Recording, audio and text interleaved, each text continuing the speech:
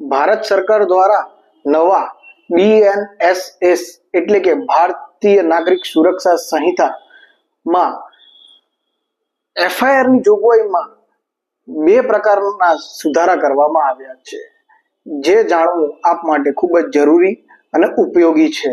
તેમાંથી આપણે આજે એક સુધારા વિશે વાત કરીશું.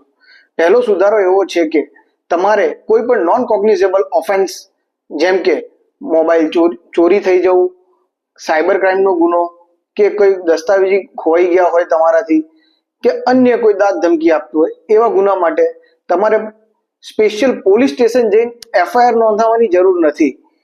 તેવા ગુનાની નોંધણી તમે ઓનલાઈન પણ કરી શકો છો, તમારા મોબાઈલ દ્વારા, વોટ્સએપ દ્વારા કાં તો ઈમેલ દ્વારા. અને વધુ તમારે જો એની અલગથી FIR નોંધાવી હોય તો તમે ગુજરાત પોલીસના વેબસાઇટ ઉપર બી તમે એ FIR નોંધાવી શકો છો.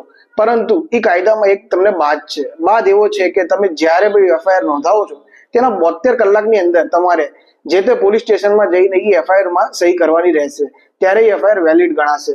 અને ગુજરાત પોલીસની વેબસાઇટ ઉપર તમે જે બી FIR નોંધાવશો ત્યારે તમને એક FIR નો નંબર અને એકનોલેજમેન્ટ નંબર આપવામાં આવશે. તે એકનોલેજમેન્ટ નંબર લઈ આપણે જે તે પોલીસ સ્ટેશનમાં જઈ તેમાં સહી કરી અને તમારી FIR ને લીગલ બનાવો. અને આવા અન્ય વિડીયો માટે અમારી ચેનલને ફોલો કરતા રહો અને આ વિડીયોને લાઈક અને શેર કરવાનું ના ભૂલતા. જય હિન્દ, જય ભારત.